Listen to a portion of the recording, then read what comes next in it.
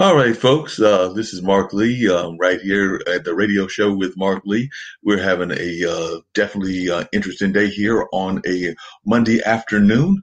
Hope that many of you are out there having a good time and are definitely trying to stay safe, stay protected, and all of that kind of great stuff. I know that many folks out there are getting out and about. I've actually gotten out of the house a couple of times. Actually got to get by the Carolina Theater because they will be doing a live version of the Eno Festival on this coming Friday. But there were some parts of it that were pre-recorded, and yours truly was checking out part of that. So don't forget that one Eno will be taking place this coming Friday evening. I'm hoping that maybe my good friend Greg will be joining us here at this conversation, and that he can tell us a little bit more about all of the great acts that will be at one Eno. But that'll be on Friday evening. I believe it's around 8 p.m. that particular thing will be taking place. So definitely something that you may want to look into, but something that you might want to do for the 4th of July. That's right. This is the 4th of July weekend. It may not feel like it because of all of the different things that are going on in the world. We do know that there's a lot happening in the world in terms of what folks are doing and not being able to do as much as they might have done in the past, because a lot of the places that are usually busy during the 4th of July, those activities are not happening in their usual framework and in their usual way. Like I just said earlier, the Eno Festival, where I usually would be celebrating both my birthday, which will be coming up on this coming Wednesday, as well as celebrating other things that are related to the founding of the country, like the 4th of July and things of that nature, are not happening in their usual way. I know that I think fireworks are not going to be happening in a lot of municipalities because of the need to have people not close together, that whole social distancing thing that they are trying to encourage more and more people to do. So that will not be taking place in their usual framework. And like I said, I would usually be out at the Eno River and doing some of the MCing there and doing some of the work at that particular event. So that is not going to be taking place in its usual context. It will take place in another framework in another way. So that being said, we're definitely going to see how that plays out and how folks adjust to the new normal. You know, there's always this talk of the new normal, but even in the old normal, there are still some things that are happening that are on the sad note. I do know that we had another suicide in India. I believe this was with a TikTok star. And of course, there were the recent shootings. There was a row around somebody shooting at protesters. I believe that might have been in Kentucky. So there is still a lot of very sad news going on, and there are still people that do not want to wear the mask and don't want to do the social distancing and doing other things. And we are seeing an uptick in certain states. I mean, even here in North Carolina, things have not always been all of that great in terms of the way of trying to flatten the curve, even though we're trying to change that.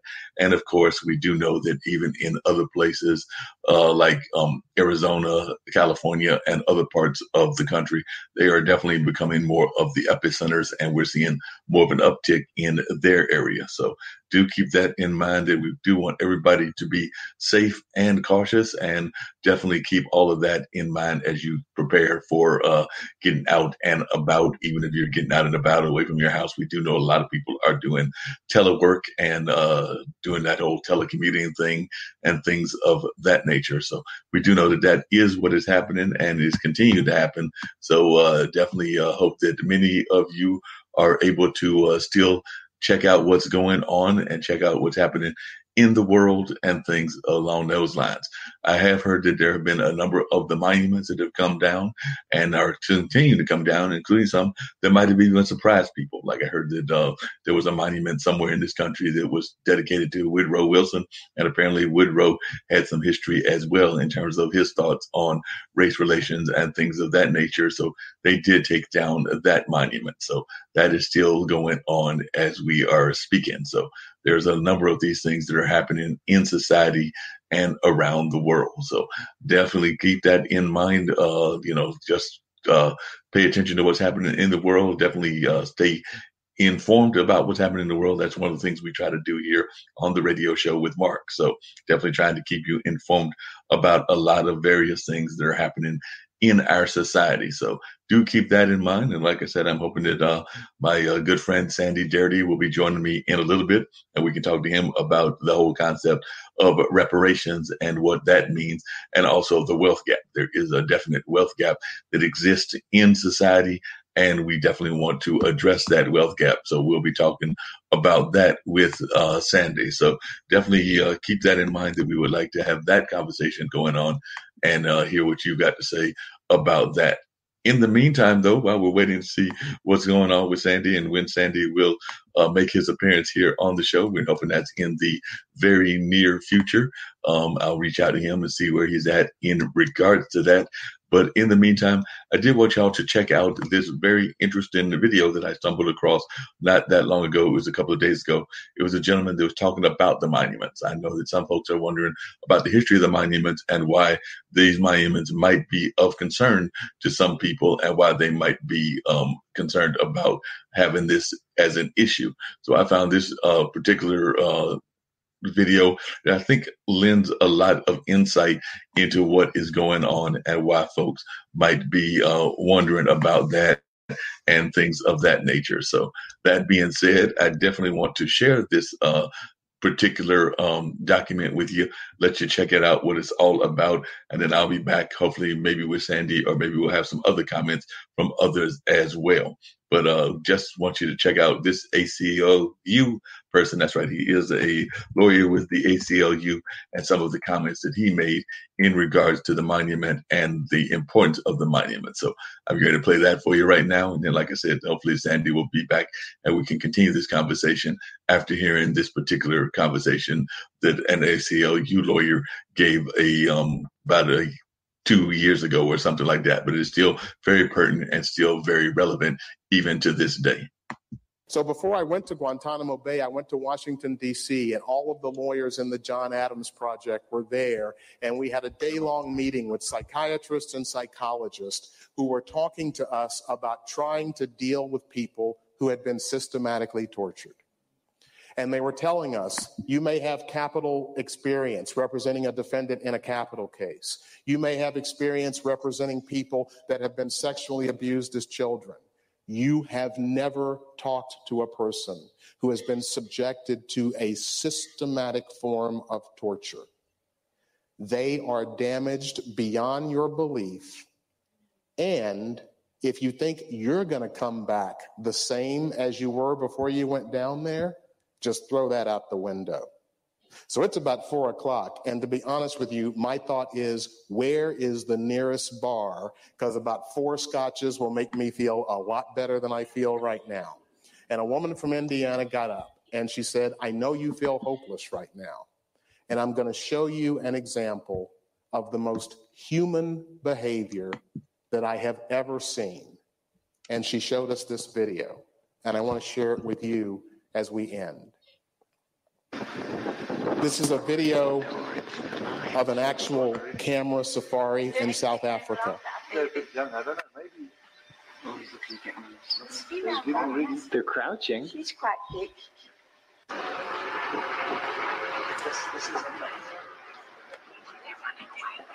And what the lawyer was telling us while the video played is that when you're dealing with something powerful like the government or like white supremacy, often the victims are the smallest and the weakest. She got him. Oh, she did. She got him. And that is hopeless. Drag them out.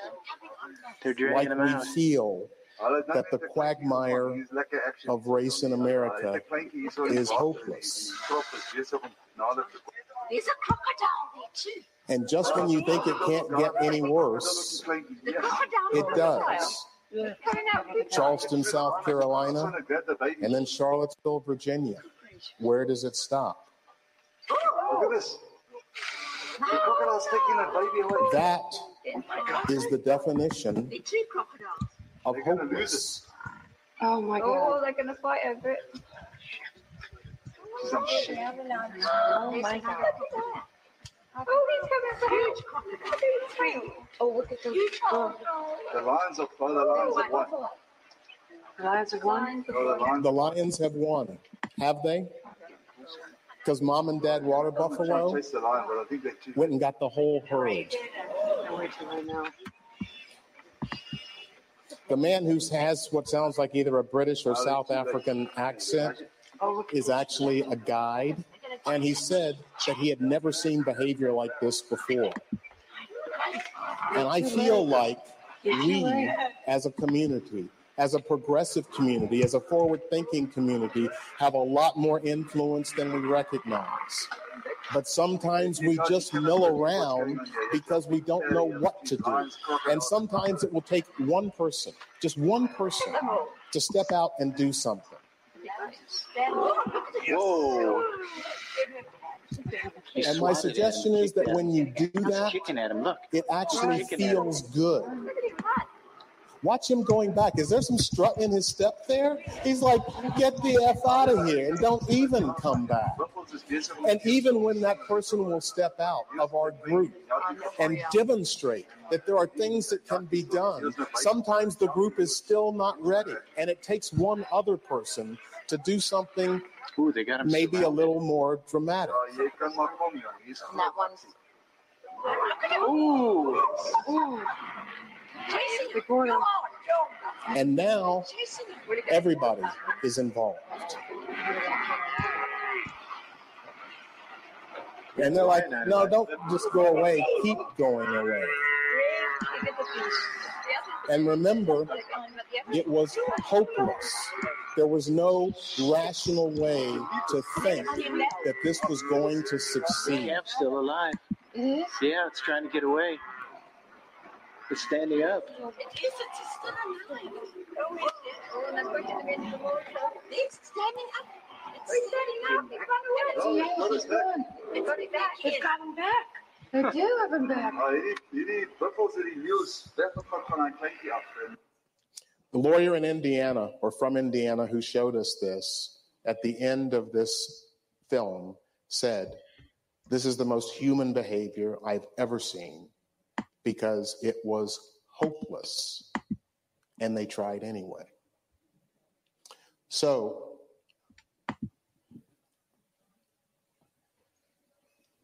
Color of Change has started a campaign to take down state-sponsored monuments to the Confederacy and to white supremacy. I urge you to go to their website, look at what they're doing, and join them in this fight. The ACLU's People Power will also be looking to organize our members and our staff so that we can move toward making America deal with a naked lunch moment about race in this country. Because by dealing with that, by taking control of the true past, we actually have a chance for a radically different future. Thank you, guys.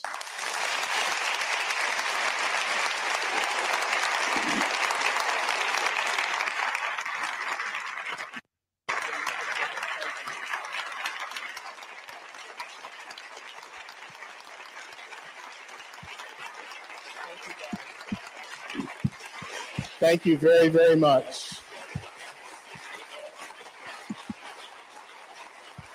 This is greatly appreciated. Thank you.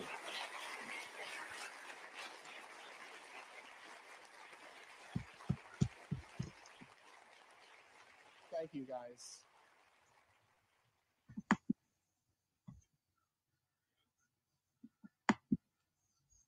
Let's talk about Andrew Jackson, who was the architect of the Indian Removal Act. And our president, once again, we talk about rewriting history. You can't diss Andrew Jackson. He's on the $20 bill.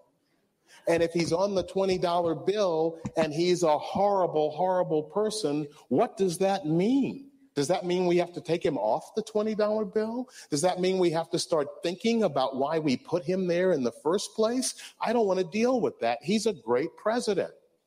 Well, these are the facts about Andrew Jackson that I'd ask you to consider.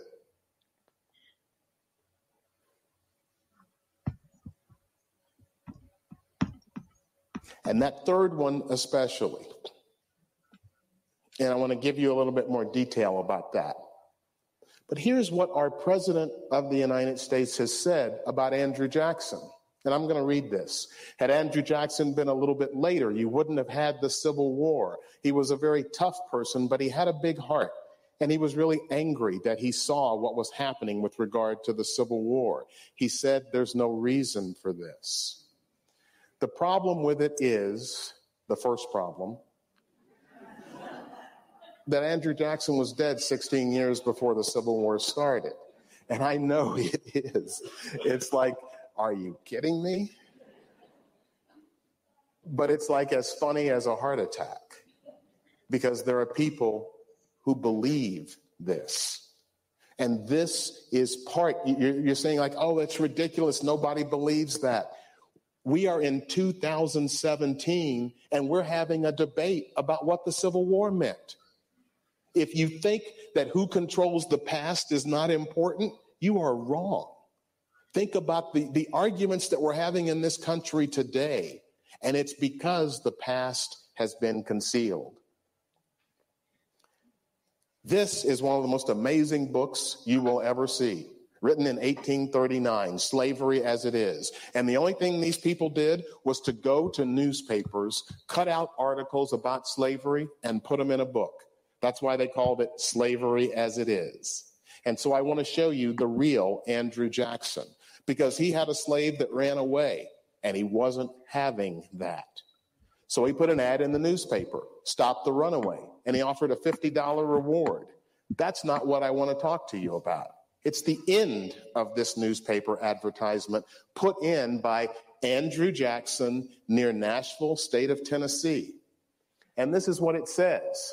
If you find that slave, $10 extra for every 100 lashes any person will give him, to the amount of 300. When people say folks didn't fight the Civil War about slavery, they were about defending slavery. This is years before the Civil War. This is slavery as it is. Everyone knew that this is what slavery was about. There weren't any questions about it.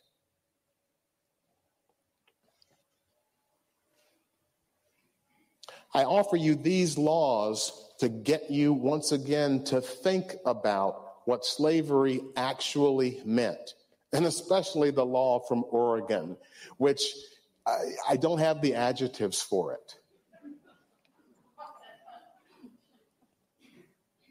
So, Texas school officials are saying we want our children to learn that slavery was a side issue to the Civil War because it's divisive. We have to look forward. And President Trump is saying we need to love each other now and whatever. But we need to love each other and we have to look forward, not backward. And I get that. Looking forward is important. But if you are looking forward from a place that is false, then where you're looking forward to is the road to hell. We can't go forward without acknowledging where we have been.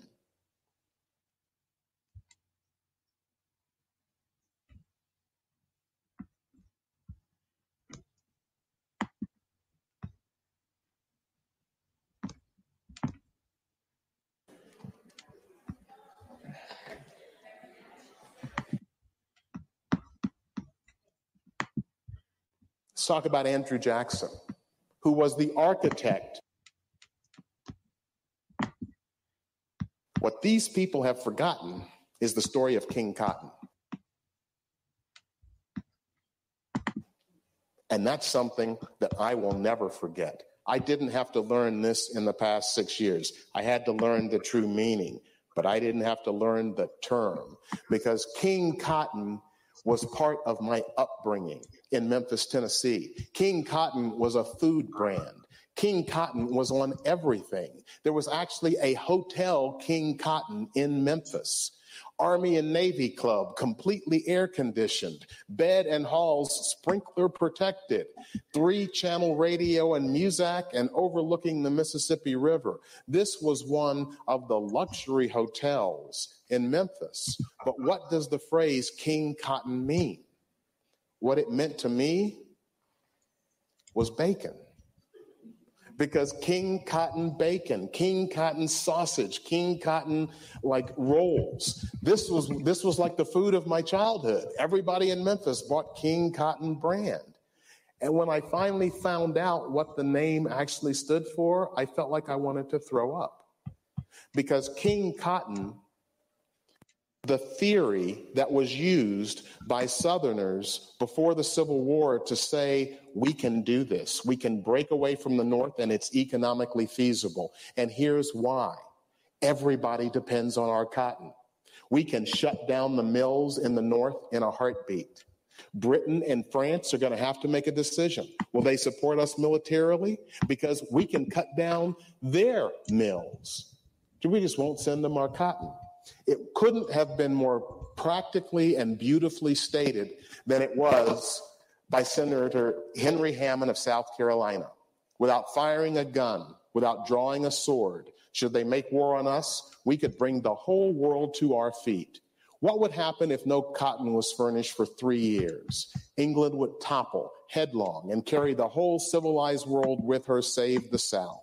No, you dare not make war on cotton. No power on earth dares to make war upon it, because cotton is king. Follow the money.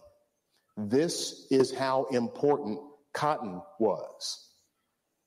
What kind of money are we talking about? 1840, cotton made 59% of all U.S. exports.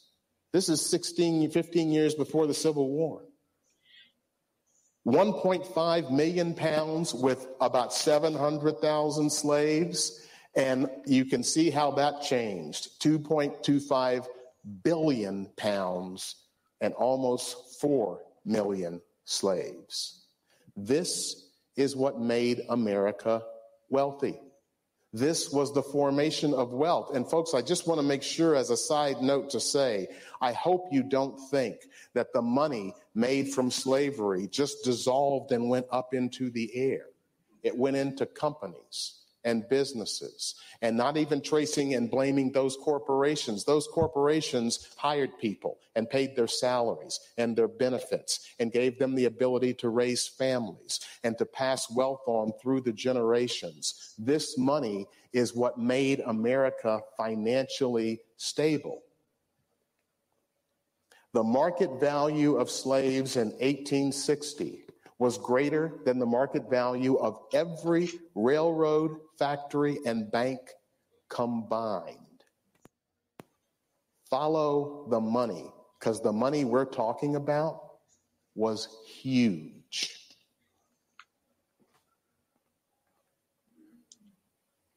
Think about the role of slaves and trade and slave labor in the economy. And that's a statistic that shocks me, because the Mississippi Valley today is one of the poorest places in America. And in 1860, more millionaires per capita than any other place in the country. And that was because of slavery. The white plantation owners did not have the capital to hire hundreds of workers to work these gigantic cotton plantations. They had to have free labor. And if there is any doubt about it, and let me just say, there is absolutely nothing wrong with retail jobs. But when you have an economy that is based exclusively on the exploitation of free labor, this is what happens. We are now 150 years later. There is no industry in the South that has replaced the slave trade and what could be worked on by slaves. The mayor of New York City recommended that New York not the state, the city, withdraw from the Union during the Civil War. Why was that?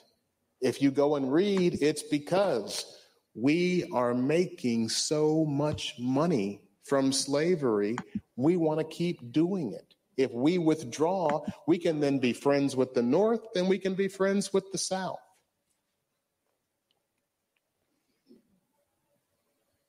They are saying it to you as plainly and as directly as they can. And so the people today who say the folks honored in these monuments were not fighting for slavery, my response is, I understand that that's what you want to believe. And I understand how difficult it is to wrap your mind around the fact that human beings, fellow Americans, would fight, kill other people, and die to preserve slavery. It's really hard to wrap your mind around that. But that is the ugly truth. All right, folks, that was some of the conversation we were having revolving around the Confederate monument with some of the information that I had found and everything. So definitely some great conversations that was going on and continue to go on. As I said, we've had several people that have talked about various things that have happened in society. But I'm going to switch the conversation a little bit right now. We've got my good friend Greg Bale here with us, and Greg is going to talk about what's going on. I've told him a little bit about the Eno Festival and the fact that we've moved it to inside. And I had the pleasure of working with you Thursday and introducing a couple of the bands. But if you would talk to them a little bit about what's going on and why we're doing this, I know a lot of it has to do with the virus and things of that nature. But if you just share with them what's going on. Hey, Mark, it's great to see you again twice in 1 week. It's always a pleasure.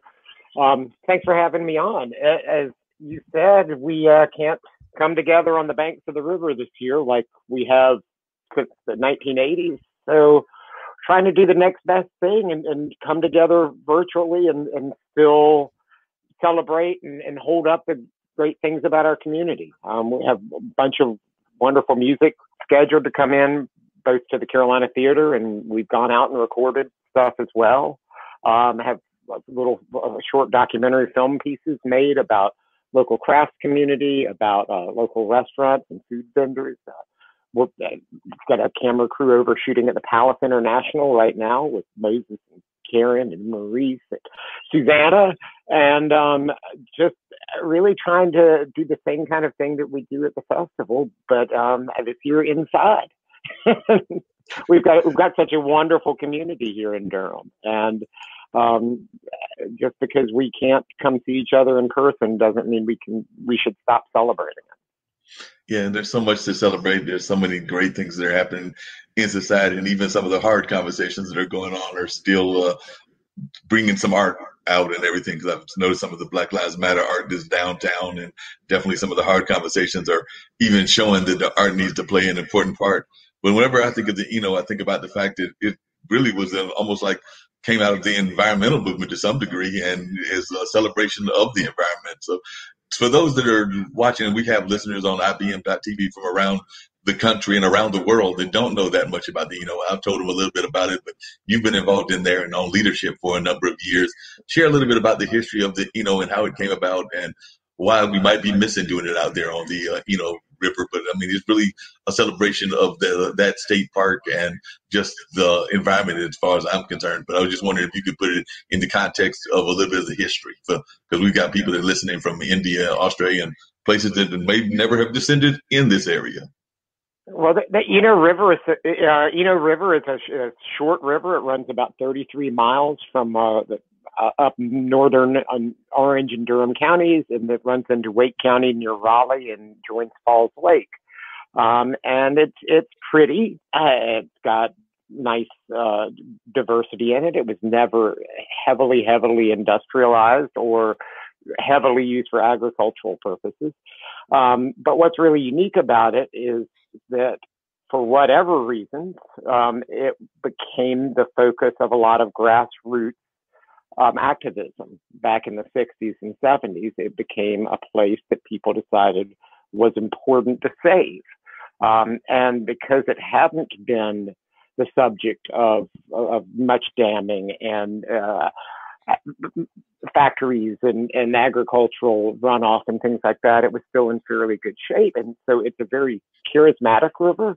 But what it means is when people got involved, like our predecessors at the River Association, there wasn't a rescue operation to preserve this river. If we could keep it from getting bad, it was already good, if that makes any sense. And so it is this beautiful, clean, pristine river running right through the middle of a heavily populated Piedmont of North Carolina. And that activism still continues today. The group I work for, the Eno River Association, has been around since 1966. We were instrumental in the creation of 5 regional parks, including West Point on the Eno, where the festival is typically held, and Eno River State Park. But what we have always done is try to involve people and be heavily boots on the ground, knocking on doors, signing petitions, making phone calls. Good old-fashioned activism, like you see in the streets in the last few weeks in Durham. That's the kind of work that we did in the environmental community. I don't mean to belittle what's happening now, because I think there's a lot more danger and a lot more at stake in the work that people are doing in the streets right now. But this was never a corporate top-down effort, is what I mean to be saying about the River Association. It was a lot of citizens who didn't like the way things were going and pushed against the authorities and made the changes. And that spirit still continues today. While we are nonprofit 501c3 organization, we are still very grassroots. We're still very hands and feet wet in the river, and still looking for collaborators and conspirators to continue to work toward keeping these lands and waters protected for people to drink and to swim in, and to go out and hike and have a place in nature to be away from the hubbub. And now, especially with quarantine and the virus and all of that the last few months, we've seen unprecedented usage of the park. I think the state park usage is up 66% over any year that records have been kept. And so these are lands that are protected for everybody forever. And just because we're stuck inside and can't see each other doesn't mean it's not an excuse to come together and celebrate what we've done in these last 50 years and what we're going to do in the next 50. Yeah, and you're definitely doing some great work in that regards and everything. One of the things that I've really found surprising, I was wondering if you've noticed the same thing, was that as we've been going through all these different changes with what's going on with the world, particularly with the virus and everything, you just mentioned it. More people seem to be trying to get out when they can and enjoying nature. But it also seems that nature is enjoying the break from humans. And so that's one of the things that I've observed. Is I know they've talked about in other parts of the world, whether it's Italy or other parts, that animals that had not been seen are starting to come out. And I was wondering, are we seeing that anywhere, even here in the Durham area? Have you seen some animals that you have not seen in the past when you've had a chance to get out by the park or anything of that nature? Well, I don't know about that, because I think I'm out a lot more, and especially, at home. I've got a garden for the first time in 20 years because I'm not having to build stages out at West Point. But I think every time I step outside, you can notice the difference, just because there's so many fewer airplanes. Like I've gotten used to that now. And when I hear an airplane now, it's kind of surprising. It's like those weird days after 9/11 when the skies were empty and quiet. Although this is not quite as ominous. It's still a big change. But when I'm out in the woods, that's just one of those distractions. There's so much less traffic, just in general. It's very sad, the economic costs that these curtailments are the flip side of it. But certainly the environmental impacts are not negligible either. Yeah, definitely. So for folks that are listening, and like I said, I've told them a little bit about some of the ones, like definitely the ones that I introduced, like Kayeke and the Hamiltons, and I told a friend of mine from South Africa about Indigo because she's a young lady. But just if you could tell us who some of the highlights are that we should be looking for on this Friday when the whole presentation is done for the Eno Festival, One Eno and everything, and also if you could. There's so many. You just mentioned something like with the crafts, but I don't know if there are any particular highlights that you want to let folks know about that they might be quite interested in. So there are just so many in my mind, but I just didn't know if there were any in particular. And I've been a little bit unclear as to the time. I know that it starts at 8. Joe, of course, is a good friend and a great folk singer, is going to be the MC for that event. But I was just wondering, is it 8 to 11? Are we going 8 to 12? How late are we going? Well, I was just explaining to our good friends over at WTVD, because we're not on the TV station, nobody cares exactly. We're shooting for about 11, but if we go over by a few minutes or under by a few minutes, that's just fine with us. We don't have to watch our P's and Q's, and so if the band is having a good time and they want to stretch it out and add another song, we can do all of that. We don't have to hit a certain mark.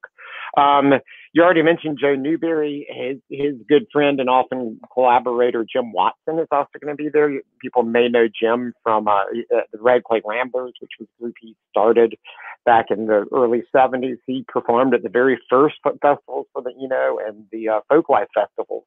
Even before that, he was a part of the early string band revival in this area. Hugely influential and has one of my favorite voices ever to listen to. He does a great show every winter that's a Christmas Carol sing-along that I keep joking that he should do that. We can call it Christmas in July, but so far I think he's not going there. Who else do we have on Friday night? We've got Sonny Miles, who's an amazing young talent from, he's living in Raleigh now, I believe. He's from up northeast somewhere. I'm thinking Wilson, NC State graduate, wonderful R&B, soul singer. One of his songs was on President Obama's top list from last year. It's the top Spotify list. Who else do we have next week? We've got Dwight Hawkins, who's a string band aficionado, and besides whoever the folks that are live in the studio, we've got recorded sequences. So, for example, last week we drove up to Roxborough with Lakota John and sat and visited with John D. Holman for a while at his sister-in-law's house up there and recorded some songs, and that'll be a part of it. And then, as you said, the whole craft and food, all of those pieces will be a part as well. And speaking of food, starting at 3 o'clock, so the broadcast is at 8, as you said, but starting at 3 o'clock in the plaza outside the Carolina Theater, there will be a booth set up selling the famous Eno River T-shirts and hats and posters and things like that. But we'll also have some food trucks will be there. I know that we've got the empanada truck is there. Durham Street Food is coming. I'm not sure who else yet, but we'll check the website for updates throughout the week. And then the Carolina Theater will be selling popcorn and concessions to go. So anytime after 3, you can stop by and get some of your food fix on, as well as T-shirts and all that kind of stuff if you like. And again, even though it's a live broadcast, it's not open to the public because of COVID regulations, but it is free to watch online. It'll be streaming on YouTube, Facebook, and Twitch for all you youngsters out there. And then it'll show again the following night, so Friday and Saturday at 8 o'clock. Oh, wow. So that's going to be some really exciting things for them to check out. If they've got that opportunity, they'll be able to see all that great stuff. Now, how are we handling the food? Because like I said, usually I'm so glad to be there and get that great food in the area by one of the stages or grabbing it from one of the food vendors. But how are folks going to be involved with the food since they're going to be watching it from their home? But how are the food vendors be involved with the audience? And also, I think that we're selling some of the crafts. Is that the way we're trying to tie them into some of the craft communities? So when you go to the festival, you usually are able to do all of that in person. So how are some of the ways that folks will be able to actually enjoy some of these great things that happen at the festival?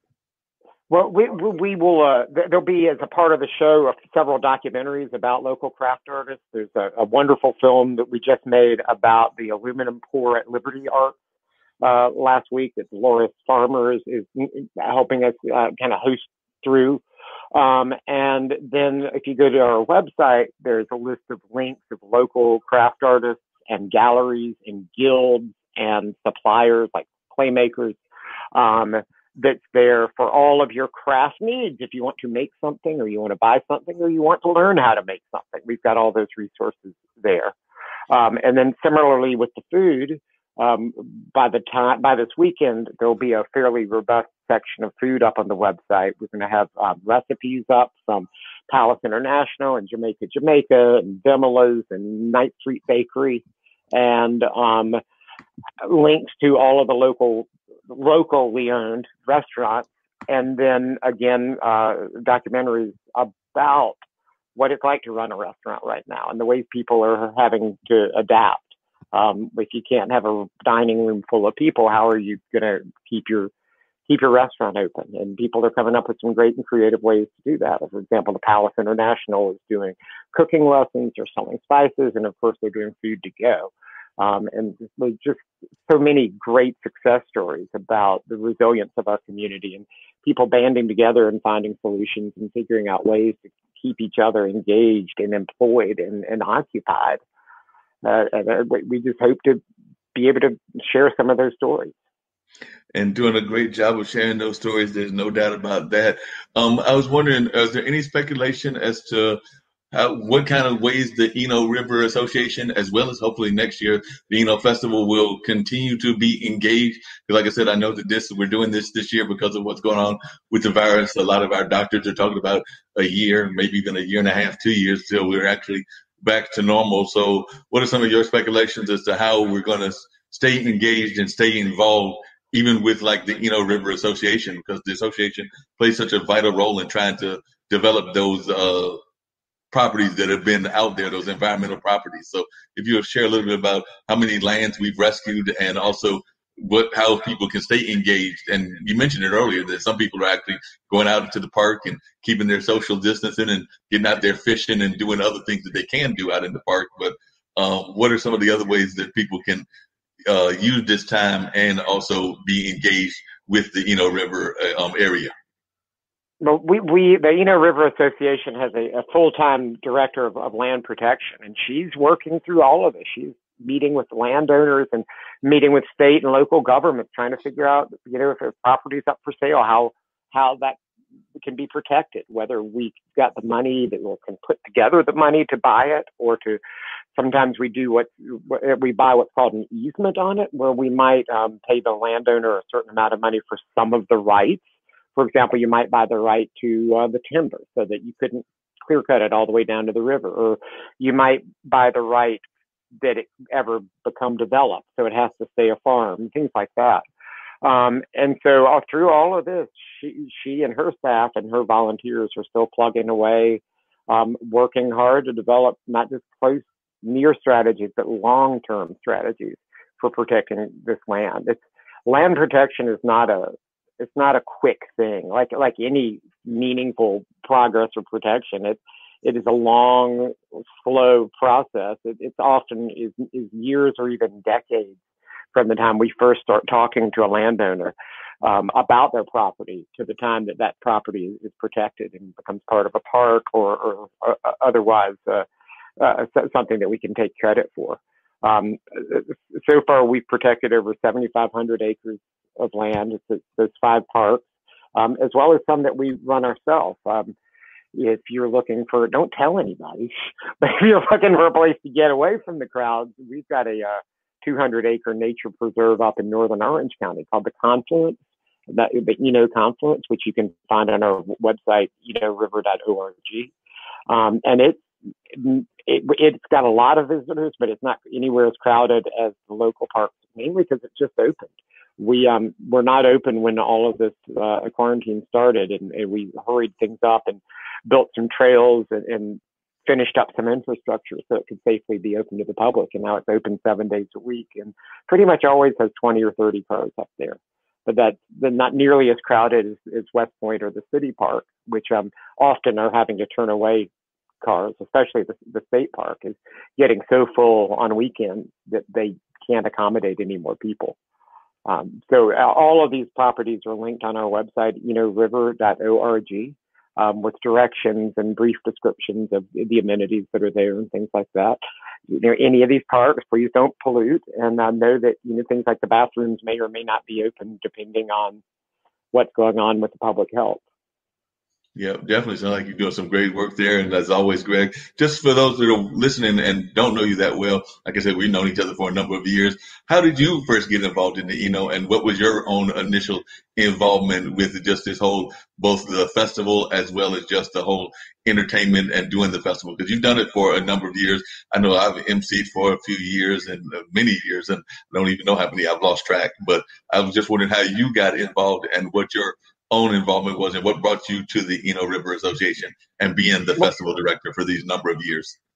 Well, I grew up in the area, and as a child attended some of those first festivals. And then in high school, some of my friends and bands started performing at the Eno. And then when I got a little older, I started being in bands myself. And I started performing there because that's just what it seemed like you did if you're a musician around here. It was the way you gave back to the community, was you go and perform at the festival for the Eno. And even then they paid everybody. It wasn't a huge amount, but it was always a great time. And so I went from performing to volunteering to emceeing. And I don't know, one thing led to another. And in the year 2000, I got hired to be the director of the festival, and I've done it since then. So I've coordinated this will be my 21st out of 41 festivals that I've been on the staff for.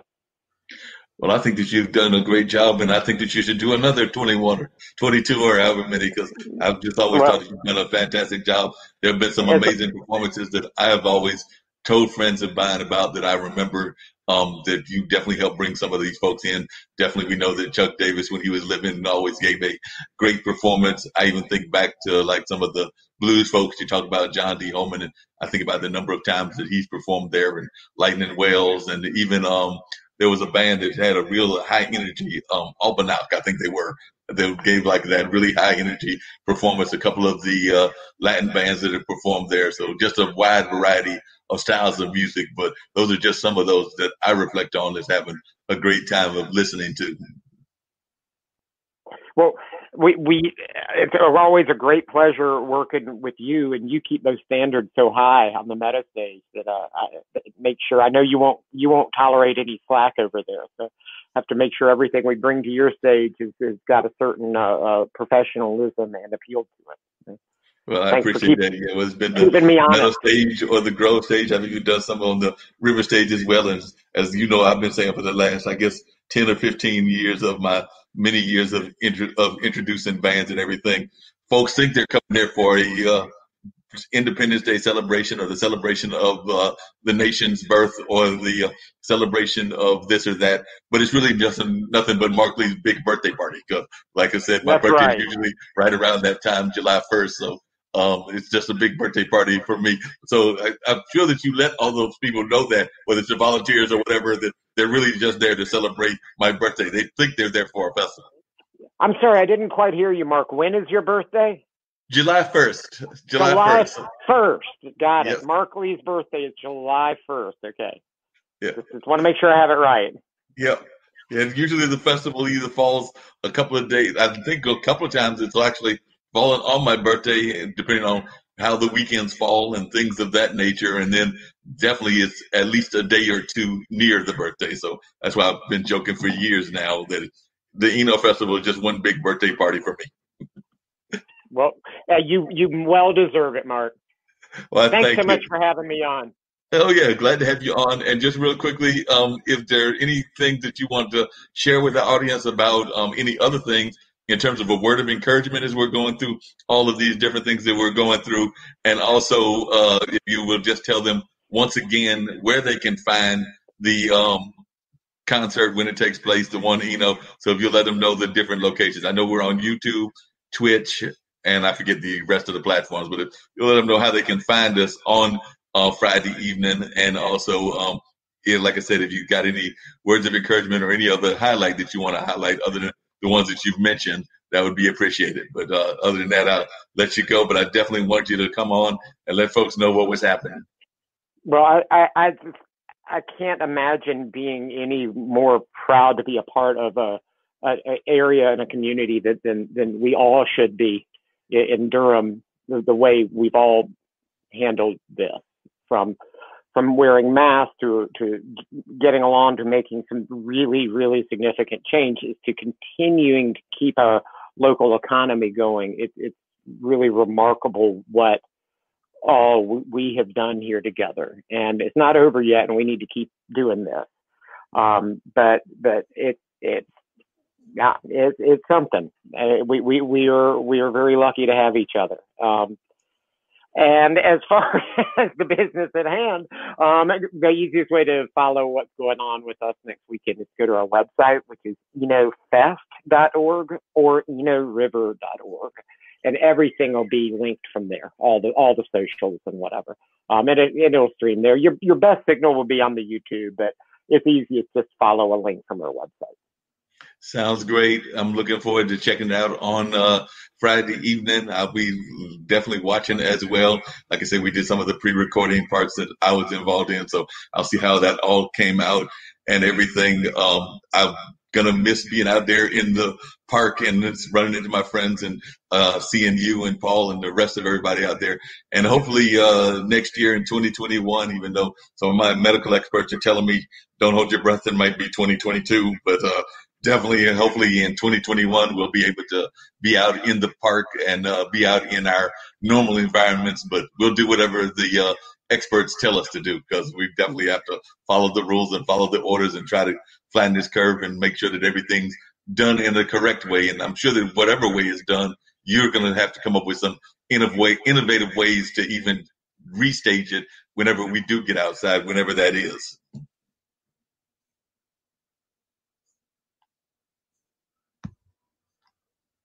Oh, Greg hit the mute button.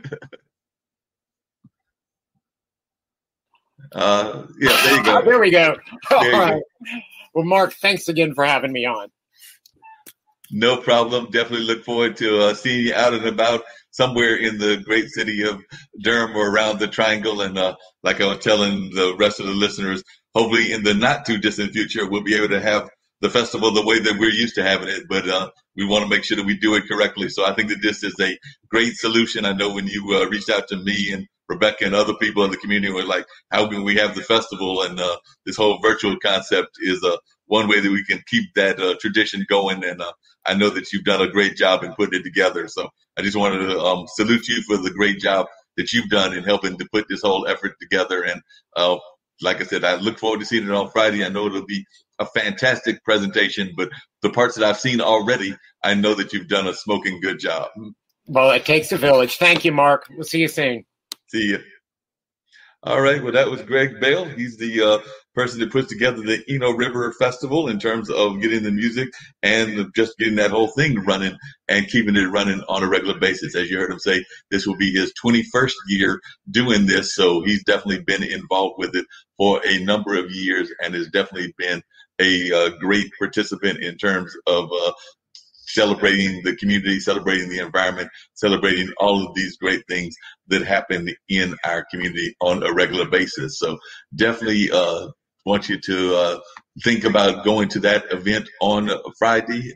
Like I said, it will be an online event, so hopefully you'll be able to attend that event and check it out. So that's one of the things that is going on in the community. Like I said, we do still have a number of things that happen in the community, even when things are not happening in their usual way and form or fashion. So that being said, definitely there's some great conversations that have been had in that regard and things of that nature. So definitely want to let you know that that's what's happening with that. Still waiting to see if I can get Sandy on and everything. But in the meantime, while I'm looking to see if I can get him on, I have dug up a YouTube that he did some time back about the racial wealth gap. So I want to hopefully we'll get him on and he can talk some more about what this is all about and things of that nature. but I do want you to be able to check out what he's got happening and some of what this is all about and things along that line. So that being said, I'm going to see if I can't bring this up as well, which is Sandy's conversation around the wealth gap. And like I said, I'm hoping that Sandy will be joining me live and in person as well. So definitely, I hope that everybody out there is hearing these great things that are happening in our community and that they will continue to be involved with what's going on in the community, no matter what these various things are. So definitely hope that many of you will continue to pay attention to what's happening on in the world and around the world, because we do know that a number of things are going on in our society that we need to pay attention to. So I'm here to have Sandy bring up this TED Talk that he had, and I'm going to see if I can't get Sandy to come on board live and in person as well. So we're going to see if we can't get Sandy's TED Talk up right now. But in the meantime, I'm going to reach out to him and see if we can't find him as well. But definitely, this is a conversation that's been going on for a while. I'm wanting to hear Sandy's version of what's happening, and definitely we're getting ready to bring that on very shortly. So hopefully you folks will enjoy the information that you're about to learn from Sandy and the TED Talk that he gave. But in the meantime, I'm going to reach out to him and see if we can't find him as well.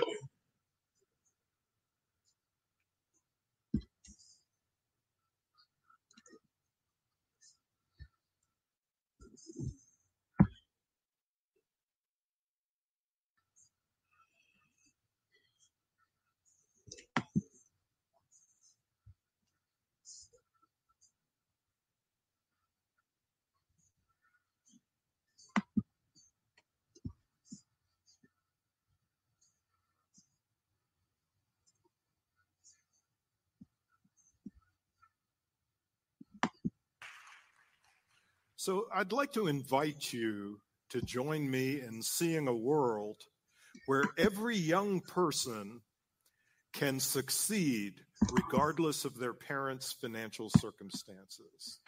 Imagine, if you will, a world where every young person can expect to have a college education if they would like to.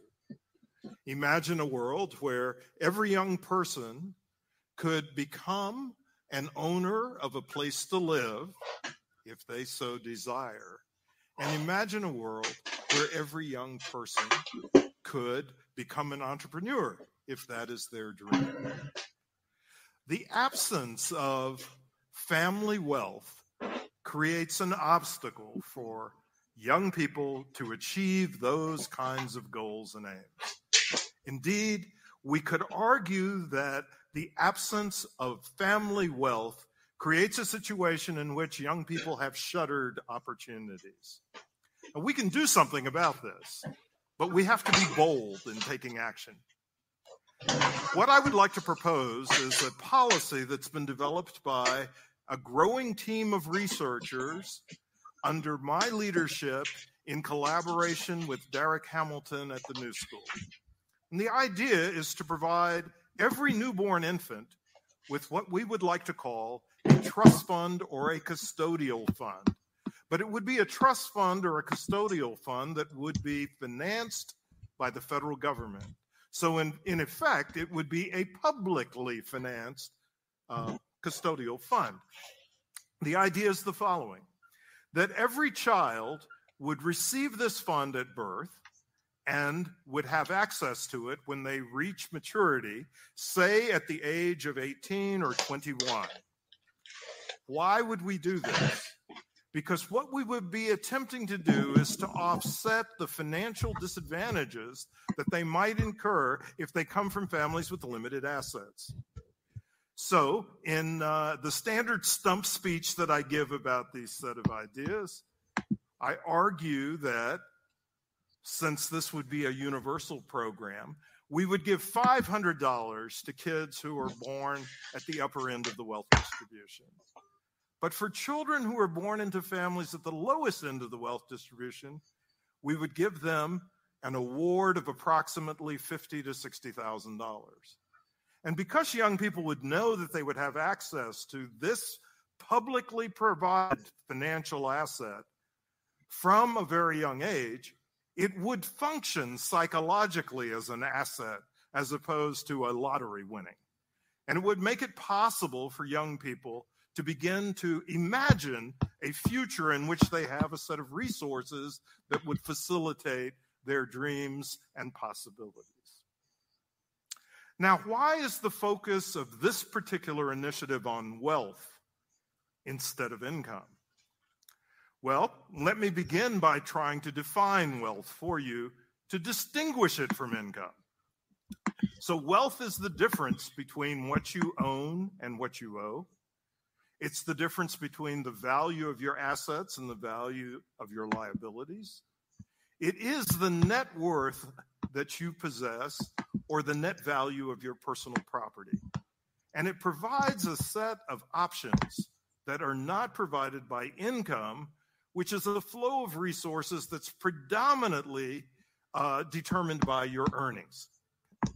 So if we think about the situation that is associated with higher levels of wealth, we can think about a range of facets of economic security that are very, very critical to our lives.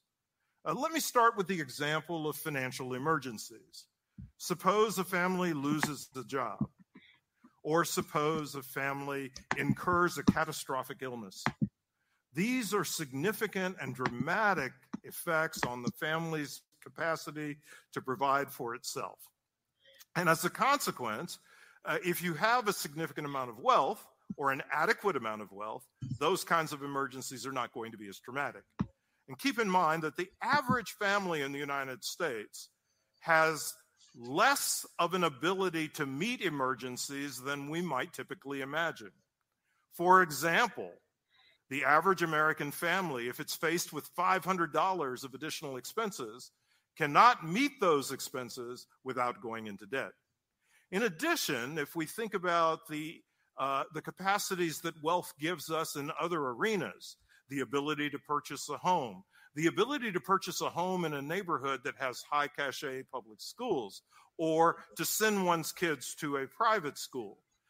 Wealth provides the ability to engage actively in the political system in a country that relies heavily upon financial contributions to politicians for them to be successful. Wealth also enables individuals to leave bequests for their children and for their grandchildren. It also enables them to provide gifts during the course of their own lifetimes, what we call in more technical jargon in vivo transfers. So wealth is an enabling dimension of people's lives that we are thinking we should give all young people access to. Now, let me talk briefly about how significant these wealth disparities are across our society and how little some groups in our society have. Now, I've already pointed out that the typical family cannot meet $500 in additional expenses without having to accumulate new debt. It's also the case that individuals who are homeless, approximately 50% of people who are homeless actually have a job, but they don't have adequate resources to provide themselves with sufficient shelter. So if wealth was distributed in a more equal fashion, they would have a capacity to live in a more economic secure context. Now, I also want to emphasize that these kinds of adverse effects of wealth inequality actually are even more pronounced when we look at the Black American community. It's interesting to note how dramatic the differences are between Black and white wealth in the United States. The typical Black family you have a problem with the laptop? To the dollar of net worth that the typical white family has in its possession. And if we think about the actual numbers here, gotcha. We're talking because I just went on there and it worked and everything on the second one that I sent you. But yeah, we can just shoot for either next week or the week after. But yeah, that's just something I do every Monday. But yeah, I can definitely try to get you on in the future.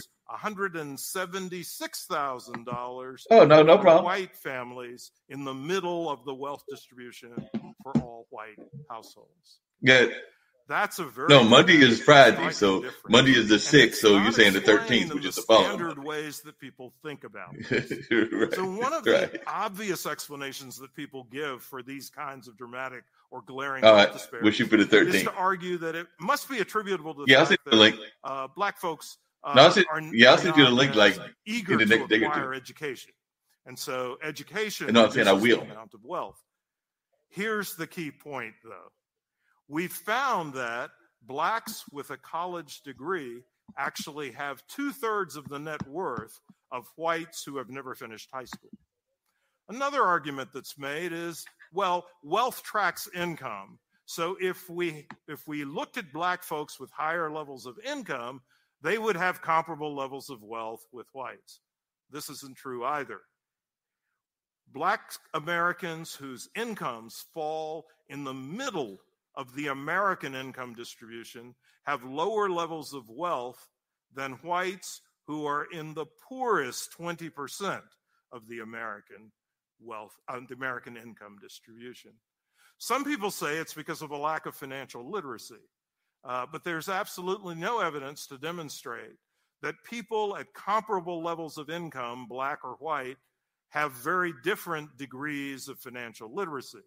But if they are black or white, they have very different levels of wealth. Finally, some people have argued that these kinds of disparities are attributable to family structure differences between blacks and whites. Well, the evidence, on the other hand, tells us that black families with two parents have 2.5 times less of the wealth than white families with a single parent. So we have to craft a very different narrative to explain these kinds of disparities. And the narrative that I would like to craft focuses on the historical conditions in the United States, historical conditions that are associated with the way in which white supremacy has played out in this country. So I would begin that narrative by talking about the failure to provide black Americans with 40 acres that were promised in the aftermath of the Civil War. That's the beginning of the process of distinctive racial patterns of wealth inequality in the United States. The second thing that occurs is a process of seizure and appropriation of land that actually was accumulated by black Americans between the end of the 19th century and then the early part of the 20th century. But to compound that, there was a series of white massacres that were conducted across the country in the interval between 1868 and the 1940s that led to vast amounts of destruction of black property, especially in communities in which there was evidence of black prosperity. One of the strongest examples is the case that has occurred in North Carolina, in Wilmington in 1898. And perhaps the most dramatic example was Tulsa, Oklahoma in 1921, in which white rioters actually dropped incendiary devices from airplanes onto the Greenwood community, the black neighborhood in Tulsa, Oklahoma. But subsequently, there were other ways in which prosperous black communities were actually damaged or destroyed. And these ways were less obvious than the sheer violence that was executed in these white massacres. The ways in which this occurred are ways that actually apply to Durham, North Carolina. And this is by the process of the construction of a federal highway system that frequently ran routes directly through the heart of black business districts across America. And the specific instance in the Durham context is the destruction of the Hayti district by the creation of Highway 147. In addition, things are not good, but they get worse. Okay. In addition, there was a set of public policies that were adopted in the aftermath of World War II that were the strongest attempts in the United States in the history of the United States to produce greater social mobility. And these public policies included the GI Bill and a federal subsidy program to assist people in becoming homeowners. These two pieces of legislation had the strongest impact on providing individuals in the United States with the opportunity to move upward to the middle class. Well, what went wrong? What went wrong is the decentralized administration of these policies led to vast underutilization on the part of blacks and vast overutilization on the part of whites, so that you did not have the same kinds of benefits flowing to both communities. And so as a consequence, you widened the wealth gap. And by the decentralization, I'm talking about the capacity of local Southern administrators to make the decision about which veterans would have access to the full benefits associated with the GI Bill, and to make decisions about who would have access to the types of loans that would support mortgage payments. So that's the story I would like to tell about why we have the racial wealth gap. I'd like to add at this point that what I've really given you is a narrative about why we should have reparations. Okay. What I would like to talk about today is why the baby trust proposal might make some headway in addressing not only general wealth inequality in the United States, but to some degree, racial wealth inequality. Here's the key point about that. Two researchers at the Brookings Institution, Richard Reeves and Isabel Sawhill, have made a distinction between race-conscious and race-unconscious policies. Now, race-conscious policies are not necessarily race-specific policies. So I want to be very clear about this. Reparations as a program to address the history of injustice against African Americans is a race-specific program. But the Baby Trust is a program for all American infants. It is, however, in addition to being race neutral, it is also race conscious in the following sense. A race neutral policy that can be race conscious is one that addresses the needs of a particular community more intensely than another because that community is disproportionately deprived. So the fact that black wealth is so much lower than white wealth on average means that a program that would distribute wealth to young people on the basis of their family's financial resources would have a disproportionate benefit for black youths. It would not close the black-white wealth gap. That would require reparations, but it would certainly create a wider range of opportunities for our young people. This is a bold policy initiative, and I think it's important that we continue to craft ideas that break with the status quo, not just incrementally change the status quo. I've said at a different point in time that unless we have people who think about ways in which we can produce dramatic change, we will not have dramatic change. I'm William Darity, and I like to count myself among those who think about making dramatic change.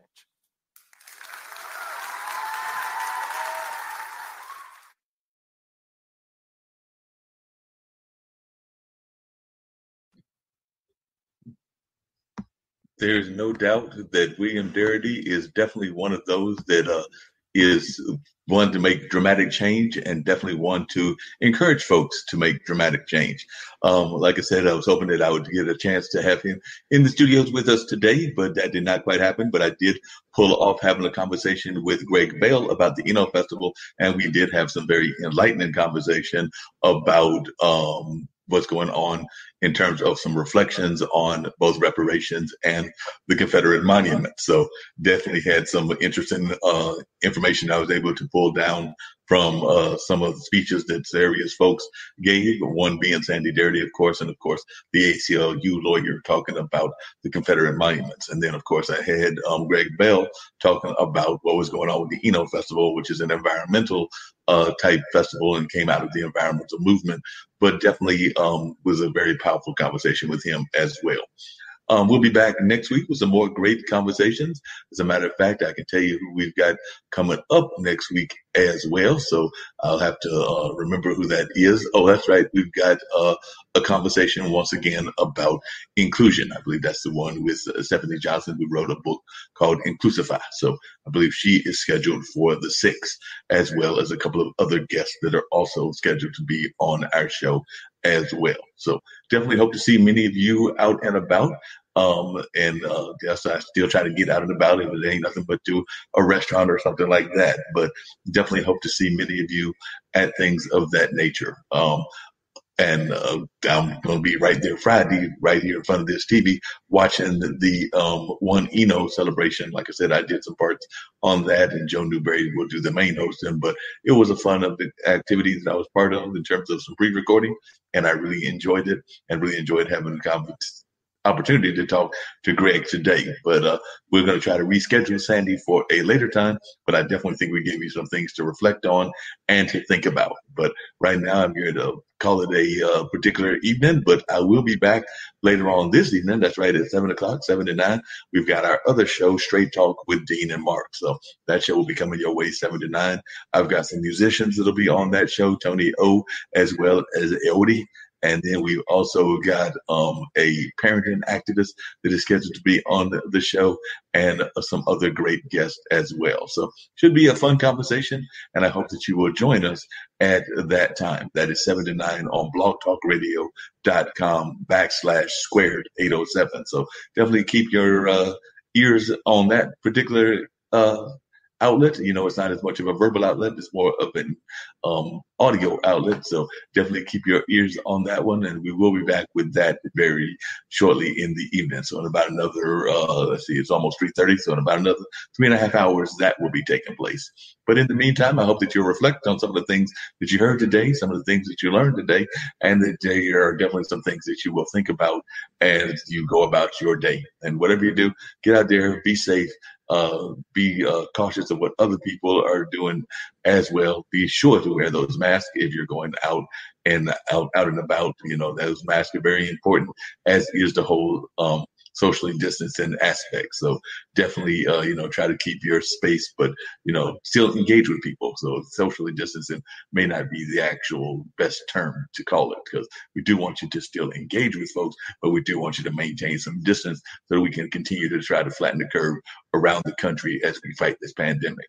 But I'm Marc Lee. I'll be definitely seeing you at some other IBM.TV events, and we'll be back here next week with our show. Hope that everybody out there has a great time. And like I said, we'll be back next week with some more engaging conversation.